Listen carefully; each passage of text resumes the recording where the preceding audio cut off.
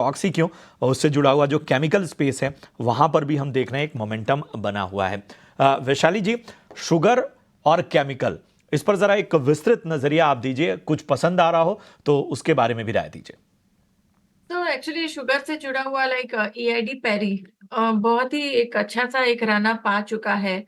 तो I would say that yes, ये stock में हर एक डिप पे बाय करना चाहिए, बिकॉज ये जिस तरह से चल रहा है मेरे ख्याल से ये वीकली चार्ट पे भी हम देखें तो previous high that is 650 levels की तरफ जा रहा है। सो एक ईआईडी पेरी में मेरा ध्यान है, इनफैक्ट अभी भी ले सकते हैं 600 के सपोर्ट के साथ। और फ्रंट लाइन में अगर बात करें तो बलरामपुर चीनी आप देखेंगे तो technically it is quite well placed. तो 386 का अभी फिलहाल भाव चल रहा है। Even on a weekly chart it is making अभी सपोर्ट पे है, और आप डेली पे भी देखेंगे तो एक क्लस्टर ऑफ सपोर्ट आया है अराउंड 370 लेवल्स पे। सो 370 के लेवल्स पे इसको खरीदा जा सकता है फॉर अ टारगेट ऑफ 410। तो बलरामपुर चीनी में ये एक व्यू रहेगा। और बाकी तो उसके रिलेटेड मैं प्राज में एक ध्यान दूंगी।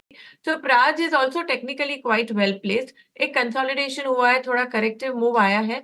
सो 500 के सपोर्ट पे प्राज पे भी ध्यान दिया जा सकता है। आई थिंक ये स्टॉक अगर ये व्यू सही गया तो 555 तक जा सकता है। 555 के टारगेट्स के लिए आप एंट्री ले सकते हैं प्राज इंडस्ट्रीज में। चलिए अब कुछ और स्टॉक्स पर नजर डाल लेते हैं जहां पर थोड़ी देर पहले भी नंबर्स आ रहे हैं। रवि, वेदांत फैशंस के नंबर्स के आने के बाद हमने देखा 4% ऊपर आए ये स्टॉक। आय में 10% की ग्रोथ, मुनाफा 7% बढ़ा कंपनी का, और मार्जिन में भी 50.9% से बढ़कर मार्जिन के फिगर्स 51% पर आए। जैसे रिजल्ट आए स्टॉक में एक स्पाइक, और 5% ऊपर ये स्टॉक कारोबार कर रहा है। कैसी लग रही है आपको ये कंपनी? नतीजे भी अच्छे दिखाई दे रहे हैं, उसके बाद क्या करें नंबर्स के बाद कंपनी में?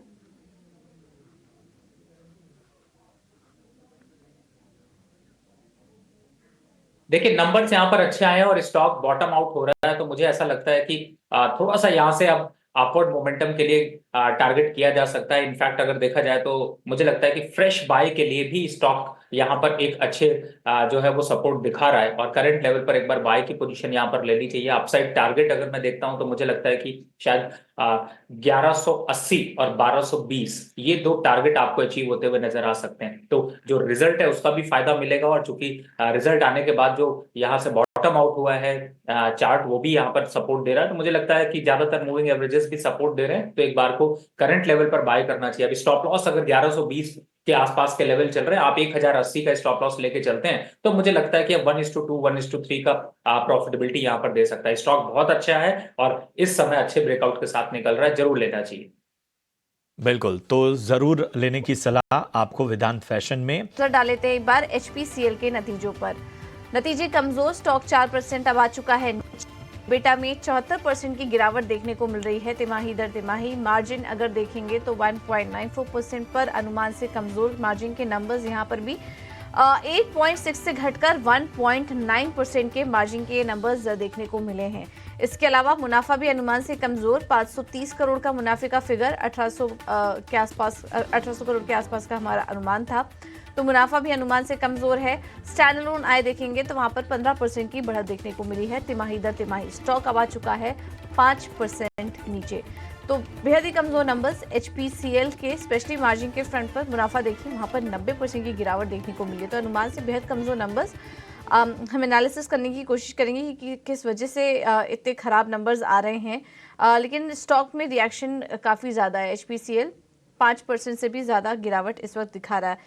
एक्सपर्ट को भी शामिल कर लेते हैं। हमारे साथ वैशाली पारक और राहुल शर्मा मौजूद हैं इस वक्त।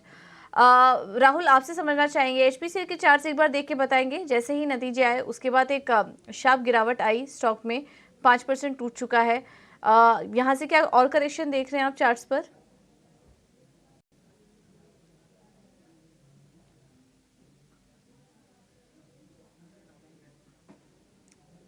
राहुल, आपको आवाज आ रही है? वैशाली, आप सुन पा रही हैं हमें? हाँ जी, एम आई ऑडिबल? हेलो जी जी। हाँ। वैशाली, एचपीसीएल पर राय दीजिए। वेल जी एक्चुअली ओवरऑल ओएमसीएस के सभी चार्ट्स फिलहाल तो सब ठीक ठाक है। एक थोड़ा नीजक रिएक्शन अभी जरूर दिख रहा है, बट मेरे ख्याल से जिस तरह से बीपीसीएल है, एचपीसीएल है, फिलहाल ट्रेंड इज क्वाइट इंटैक्ट। अगर सपोर्ट के लेवल्स, ये जो आज का लो है अभी 420 का एक फाइनल सपोर्ट लेके चलते हैं। 420 अगर टूटता है तो इसमें वीकनेस आ सकती है।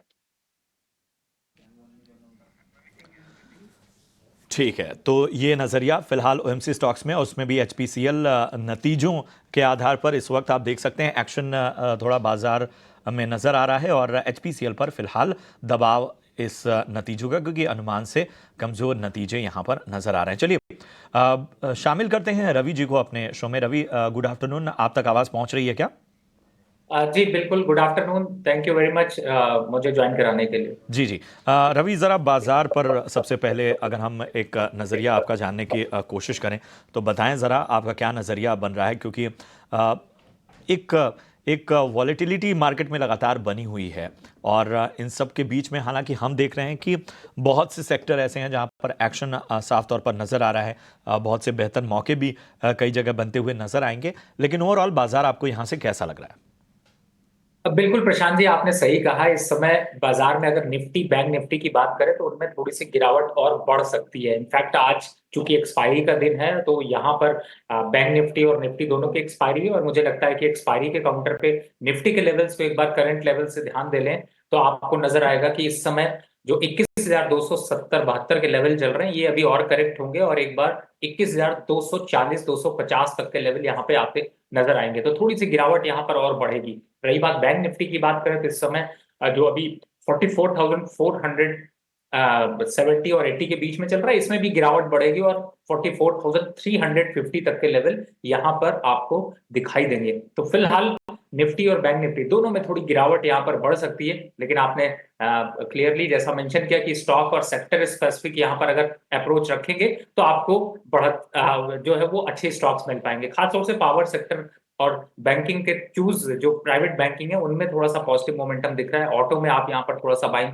मोमेंटम के हिसाब से फोकस कर सकते हैं। तो स्टॉक स्पेसिफिक हम लोग चर्चा करें, लेकिन फिलहाल बैंक निफ्टी और निफ्टी बाय करके बिल्कुल मत चलिए, ट्रेंड डाउन है। और खास तौर से जो लोग कॉल पुट सेल करते हैं उनके लिए भी है कि यहाँ पर थोड़ा सा रुक कर करिए, क्योंकि वोलेटिलिटी ज्यादा है तो प्रीमियम में बहुत उतार और चढ़ाव देखने को मिलेगा। फिलहाल ट्रेंड अभी क्लियर डाउन। ले लेते हैं, हमारे साथ अंकुर मिश्रा जुड़ चुके हैं जो कि इस पूरे मामले को काफी क्लोजली ट्रैक कर रहे हैं। अंकुर, बताइए क्या डिटेल्स हैं आपके पास? यह जी एंटरटेनमेंट ने फाइनली लीगल रिकोर्स ले लिया है और एनसीएलटी में एक याचिका दायर की है। ये जो याचिका दायर की है, यहाँ पर गुहार यही लगाई जा रही है कि दोनों पक्षों को बोला जाए, यानी कि सोनी को आदेश दिया जाए कि आपको आपके साथ जो डील मंजूर हुई थी, जो एनसीएलटी ने डील पे मोहर लगाई थी, उसको दोनों पार्टीज इंप्लीमेंट करें। आपको हम याद दिला दें, पिछले साल एनसीएलटी ने जी और सोनी के मर्जर को मंजूरी जरूर दी थी, लेकिन उसके बाद दोनों पार्टीज इस मर्जर को इंप्लीमेंट नहीं कर पाई 21 दिसंबर तक। और उसके बाद ये डिसाइड हुआ था कि करीब 1 महीने तक जो दोनों पार्टीज हैं वो इंगेज होंगी कि इस मर्जर को आगे बढ़ाया जा सकता है कि नहीं। और फाइनली जी एंटरटेनमेंट को एक नोटिस मिला सोनी की तरफ से और ये टर्मिनेशन नोटिस में बोला गया कि आपको $90 मिलियन हर्जाने के तौर पे देने हैं क्योंकि आपने मर्जर की कंडीशंस को इंप्लीमेंट नहीं किया। अब यहाँ पे जी एंटरटेनमेंट की गुहार यही है कि एक तो वो आर्बिट्रेशन प्रोसीडिंग्स जो शुरू की गई हैं सोनी की तरफ से सिंगापुर इंटरनेशनल कोर्ट में, वो वापस ली जाए और साथ ही साथ कोर्ट बोले कि आप ये मर्जर जो ऐसा अप्रूव किया था वैसा इंप्लीमेंट हो। ओके, बहुत बहुत शुक्रिया अंकुर आपका ये पूरे मामले का अपडेट लाने के लिए। तो अब तो जी की तरफ से भी डिम्पी जवाबी कार्रवाई शुरू हो चुकी है। कल हमने रिकवरी भी देखी थी यहाँ पर, बट अब आगे आपको क्या लग रहा है, क्या कोर्स ऑफ एक्शन रह सकता है कंपनी की तरफ से? क्या एनसीएलटी वाकई इस मामले में कुछ बड़ा फैसला यहाँ पर निकल कर आ सकता है? आप क्या एक्सपेक्ट करें आगे आने वाले समय में? देखिए, एनसीएलटी से निवेशकों को कोई लेना देना नहीं है। एनसीएलटी से ना ही इंस्टीट्यूशंस को लेना देना है जो इसके अंदर होल्डर्स हैं। एनसीएलटी से ना ही मार्केट शेयर हिलेगा, एनसीएलटी से ना ही इनका ओटीटी कारोबार हिलने जा रहा है। एनसीएलटी से कुछ नहीं होगा। एनसीएलटी सिर्फ ये अपने लिए कर रहे हैं ताकि जो लिटिगेशंस हैं उसको थोड़ा लीपापोती की जाए और जो कुल मिला के फीस की बात है वो की जा रही है। इसके अलावा एनसीएलटी का एक अहम खबर से आपको वाकिफ करा दें। जनरल इंश्योरेंस कंपनियों ने बड़ा ऐलान किया है। अब किसी भी हॉस्पिटल में, जी आपने ठीक सुना, किसी भी हॉस्पिटल में इलाज करवाने पर कैशलेस क्लेम लिया जा सकता है। ईटी नाउ स्वदेश की खबर पर मुहर लगी है। 11 दिसंबर को ईटी नाउ स्वदेश ने आपको इस बारे में जानकारी दी थी कि जनवरी में कंपनियां एक बड़ा फैसला, एक बड़ा ऐलान कर सकती हैं। हमारे सहयोगी अनुराग शाह इस पर जुड़ चुके हैं। अनुराग, वाकई एक बहुत बड़ा फर्क पैदा करेगा ये डिसीजन, पूरी जानकारी जरा दें। देखिए, ईटी नाउ स्वदेश की खबर पर मुहर लगी है। 11 दिसंबर को हमने बताया था कि जनवरी के अंदर एक बड़ा ऐलान होने जा रहा है कैशलेस क्लेम से जुड़ा हुआ, जहां पर अगर आप किसी हॉस्पिटल में जाते हैं और उस हॉस्पिटल जो है वो उस पर्टिकुलर इंश्योरेंस कंपनी के साथ एमपैनल नहीं भी है, तब भी आपको कैशलेस क्लेम मिलेगा। और आज इंश्योरेंस कंपनियों ने उसका ऐलान कर लिया है। कैशलेस एनीवेयर का ऐलान किया गया, यानी कोई भी हॉस्पिटल है वहां पर अगर पॉलिसी होल्डर जाता है तो कैशलेस क्लेम दिया जाएगा। ये जो ऐलान है ये इंश्योरेंस कंपनियों के लिए भी फायदेमंद होगा, क्योंकि कंपनियों का मानना है कि कैशलेस क्लेम के अंदर जो उनका आउटगो होता है, क्लेम अमाउंट होता है वो कम होता है, फ्रॉड्स कम होते हैं, ओवर चार्जिंग कम होती है। तो इस मकसद से कंपनियां जो अपना ओवरऑल क्लेम है, कंबाइंड रेशियो है, उसको कम कर सकेगी। अभी कंपनियों का जो रिटेल सेगमेंट के अंदर 124% कंबाइंड रेशियो है, उससे कम करने का भी लक्ष्य रख रही है। और पॉलिसी होल्डर्स के लिए फायदे का सौदा ये होगा कि कई हॉस्पिटल जिनके साथ इंश्योरेंस कंपनी का टाई अप नहीं होता है, तो वहाँ पर पॉलिसी होल्डर्स को कैशलेस रिइंबर्समेंट, कैशलेस क्लेम नहीं दिया जाता है। कुछ शर्तें रखी गई है।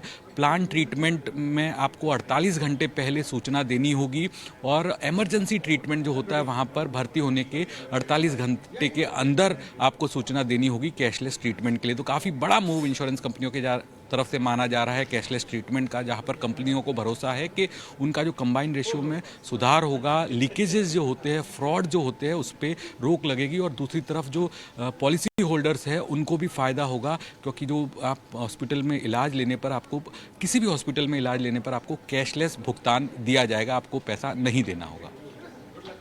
बिल्कुल, तो ये बहुत ही बड़ी और अहम खबर। और इसी सिलसिले में हमारे संवाददाता अनुराग शाह ने न्यू इंडिया एश्योरेंस की सीएमडी नीरजा कपूर से एक्सक्लूसिव बातचीत की। ये बातचीत थोड़े पहले की है, तो आपको इस बातचीत को सुनवाते हैं।